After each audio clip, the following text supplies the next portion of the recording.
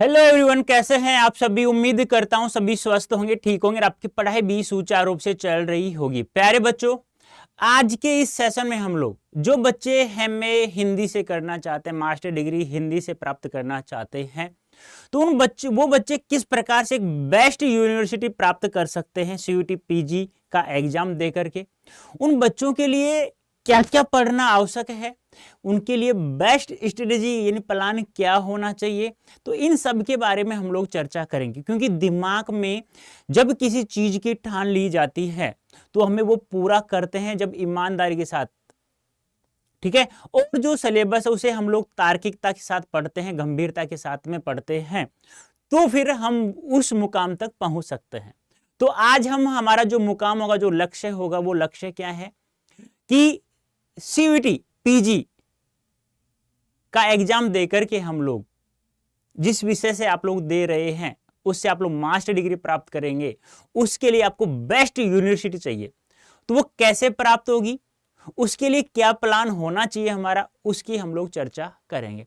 तो प्यारे बच्चों, सबसे पहला पार्ट हमारा जो आता है वो आता है हमारे सिलेबस का, हमारे पाठ्यक्रम का। अब पाठ्यक्रम जो है हमारा वो हमारे दिमाग में होना चाहिए, वो हमें याद होना चाहिए, ध्यान रखना है, वो हमें याद होना चाहिए। स्ट्रेटेजी के अंतर्गत यही सबसे पहला आता है कि जो सिलेबस है हमारा, क्या हमें याद हमारे दिमाग में है कि हिंदी साहित्य का काल विभाजन नामकरण, हिंदी साहित्य का इतिहास आदिकाल से लेकर आधुनिक काल तक, उसमें भी हम लोगों को क्या क्या पढ़ना है, रचनाकारों के नाम। अब रचनाकारों के नाम जरूरी नहीं है, लेकिन इनके द्वारा लिखी गई रचनाएं हमें याद होनी चाहिए। फिर उन कालों की प्रवृत्तियां, उन कालों की जो विशेषताएं हैं वो सब हमें याद रखनी है। बात समझ में आ रही है ना मैं क्या कह रहा हूं। तो सबसे पहला पॉइंट हमारा क्या होगा कि हमारा जो सिलेबस है प्यारे बच्चों, वो हमारे दिमाग में होना चाहिए। जो 7 टॉपिक दिए हुए ना, जैसे मैं बता रहा हूं, हिंदी साहित्य का काल विभाजन नामकरण, हिंदी साहित्य का इतिहास आदिकाल से आधुनिक काल, विभिन्न गद्य विधाएं जैसे कहानी, नाटक, उपन्यास, इन किस किस विद्वान ने कौन कौन सी कहानियां, कौन कौन सी नाटक लिखी, वो सब याद करना है। फिर हमारा आ जाता है प्रयोजन मूलक हिंदी। फिर हमारा आ जाता है क्या, जनसंचार माध्यमों में हिंदी किस प्रकार से प्रयोग करते, रेडियो में, रेडियो में हिंदी किस प्रकार से, टेलीविजन में हिंदी किस प्रकार, समाचार पत्रों में हिंदी का प्रयोग किस प्रकार से किया जा रहा है। फिर आता है हमारा काव्य शास्त्र, जिसमें 4 टॉपिक हैं, शब्द शक्ति है, काव्य गुण है, शब्द शक्ति है, काव्य हेतु है, काव्य लक्षण है, काव्य प्रयोजन है। फिर हमारा एक छोटा सा पार्ट आ जाता है हमारा हिंदी व्याकरण का, जिसमें संधि, समास और काल और वाक्य विन्यास है। ऐसे हमारा सिलेबस हमें याद हुआ ना, उसके बाद हमारा प्लान स्ट्रेटेजी है ना वो तैयार होगी हमारी। सबसे पहला यही है। क्या आप लोगों को याद है? याद नहीं है तो यहीं पर देखो, इसी चैनल पे मैंने पाठ्यक्रम डाल रखा है एमए हिंदी का। नंबर 2 बात आती है टाइम मैनेजमेंट, यानी कि आपके पास जितना समय, आपको पता है 11 मार्च से आपके एग्जाम है, कब तक चलेगा, 28 मार्च तक चलेगा।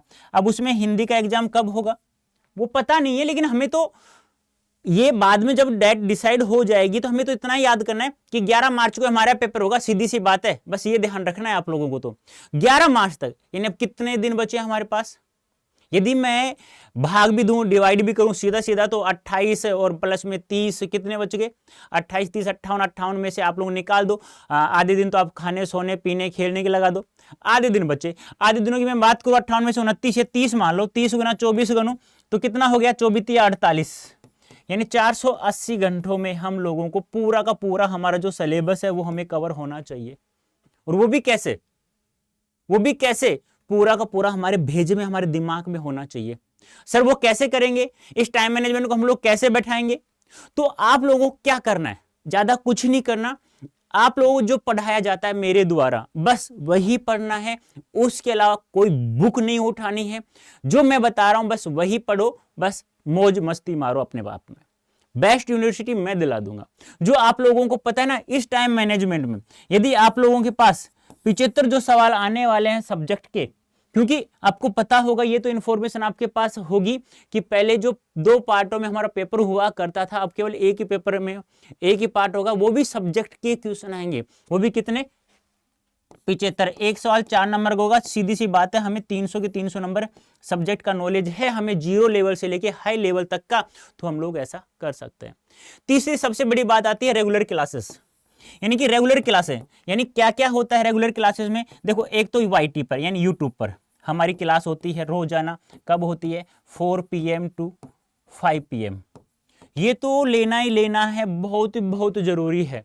इसके साथ में आप लोगों को पता है ना, हम लोगों ने आप लोगों के लिए एक बैच लॉन्च किया, एस्पिरेशन बैच नाम से, याद होगा। इस बैच को इनरोल करना है आप लोगों को, इस बैच को, पेड बैच को परचेज करना है आप लोगों को, ज्यादा अमाउंट नहीं है, और उसमें भी आप इस कूपन कोड का प्रयोग करते हैं Y551 का, तो आपको मैक्सिमम डिस्काउंट प्राप्त हो जाएगा। फिर भी किसी को दिक्कत आ रही है तो आप मुझे मेल भी कर सकते हैं, rajendra.prasad@adda247.com। ठीक है, तो रेगुलर क्लासें आपको लेनी है, YT की भी लेनी है, यूट्यूब पर फ्री में भी लेनी है, और पेड की भी लेनी है। यदि ये दोनों क्लासें आप रेगुलर रखते हैं प्यारे बच्चों, तो मैं गारंटी के साथ कह सकता हूं, आज कह रहा हूं आप लोगों को, आपके 75 के 75 सवाल मैं जितना पढ़ाऊंगा उसमें से मैं आपको दिखा दूंगा। भैया मैं बार बार आपको इतने कॉन्फिडेंस के साथ में कह रहा हूं, तो इसका मतलब यार मुझे पता है कि कहां से किस टॉपिक से ज्यादा सवाल आने वाले हैं। ठीक है, अब हमारा क्या आता है, अंतिम जो पार्ट हो नंबर 4 आता है, वो क्या है, रिवीजन। अंतिम नहीं है, ध्यान, इसके बाद एक और होगा रिवीजन। रिवीजन में क्या करना होगा, देखो जो मैं पढ़ाऊं आपको, लाइव लूंगा एक तो सेशन उसका, प्लस में एक आपका पेड होगा। अब इन दोनों की PDF आपके पास होनी चाहिए, वो PDF मैं उपलब्ध कराऊंगा आप लोगों को। कहां उपलब्ध कराऊंगा, वो सब मेरा काम है। आप लोग टेलीग्राम चैनल के साथ जुड़े रहना हमारे साथ में, या ऐसा नहीं कर सकते हैं तो आप लोगों को रिवीजन कर लीजिए। जो PDF आपको मिलनी चाहिए वो आपको कहां मिलेगी, कम्युनिटी पे मिलेगी। अब कम्युनिटी कहां मिलेगी बेटा, आप लोगों को ऐप है हमारा अड्डा 24/7 का, इस ऐप को प्ले स्टोर से डाउनलोड करना है आप लोगों को, और वहां पे कम्युनिटी पे जाना है, वहां पे लिखा होगा Hindi by Rajendra sir, Hindi by Rajendra sir. या आप लोग जैसे पेड बैच में आ जाते हैं तो मैं आप लोगों को बता दूंगा कैसे कैसे कैसे आपको PDF प्राप्त हो, किस प्रकार से रिवीजन करना होगा, कैसे नोट्स बनाना होगा, ये सब मैं बता दूंगा।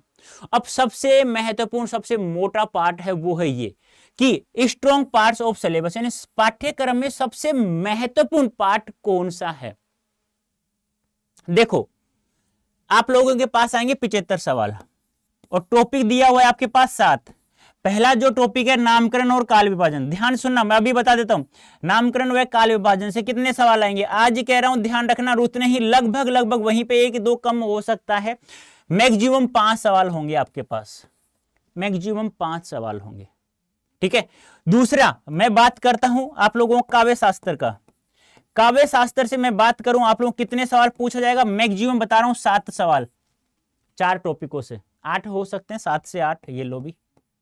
ठीक है, नंबर 3 आपका आता है व्याकरण का पार्ट। व्याकरण के पार्ट से मैक्सिमम बता रहा हूं, यानी कि 7 से 8 ये मान लो बस आप लोग। अब सुनते जाना ध्यान से। 2 आ जाएंगे प्रयोजन मूलक हिंदी से, प्रयोजन मूलक हिंदी। ठीक है, लगभग 2 से 3 सवाल वहां से। नंबर 5 की हम लोग बात करें जनसंचार माध्यम, जनसंचार माध्यम से लगभग 3-4 सवाल वहां से मान लो।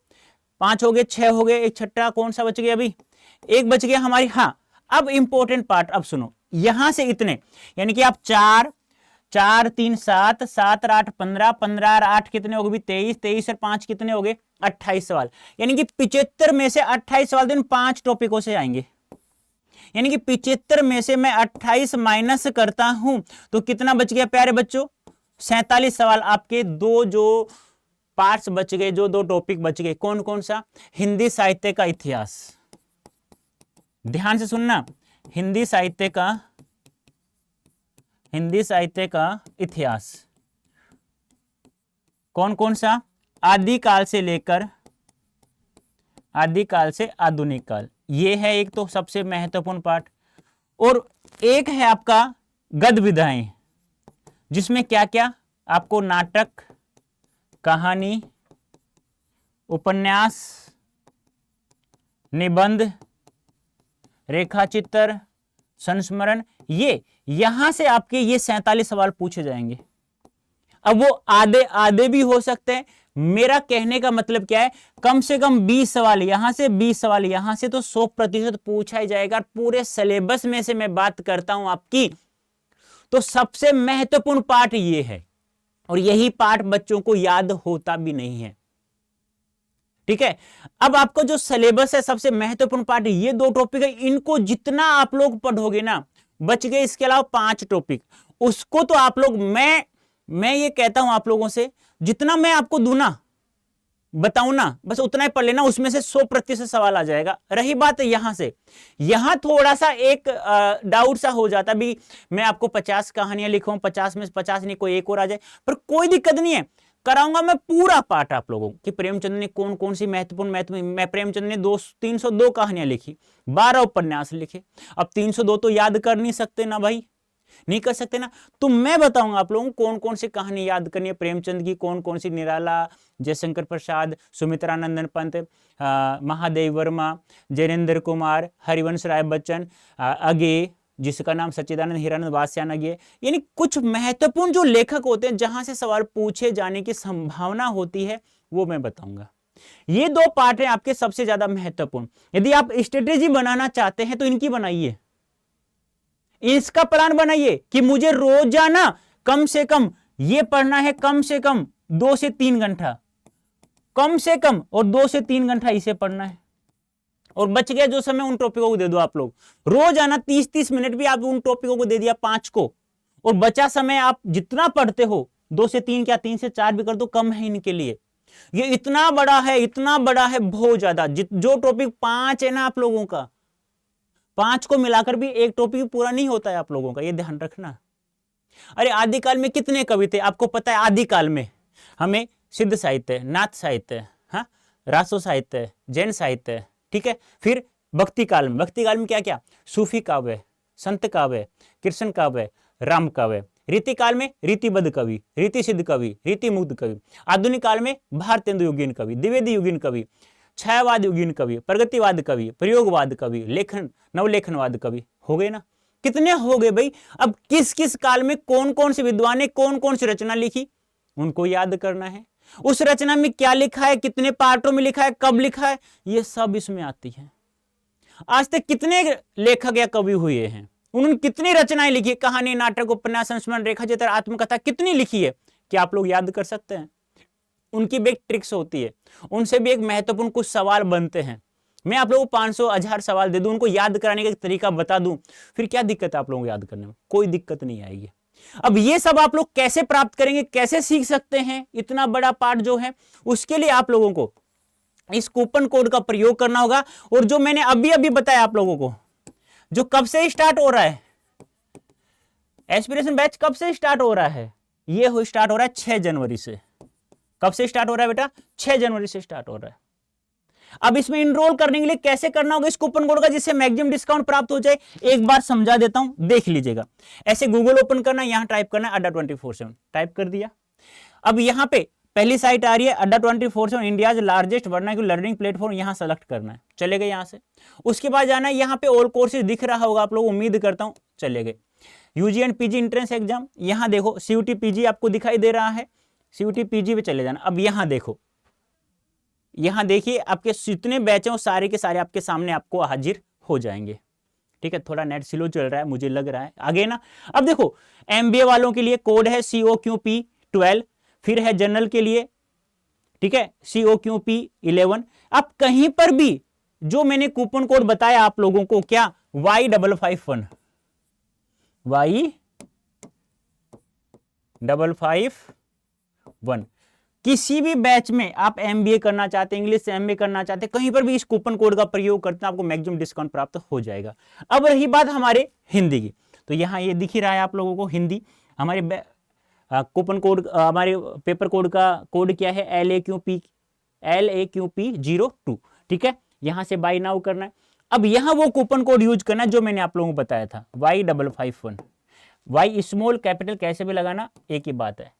अब देखो यह कोर्स कितने रुपए का पड़ रहा है आप लोगों का, जो कोर्स 7,299 रुपए का था, वो 17% डिस्काउंट मिला। कब? जब आपने इस कूपन कोड का प्रयोग किया, Y551,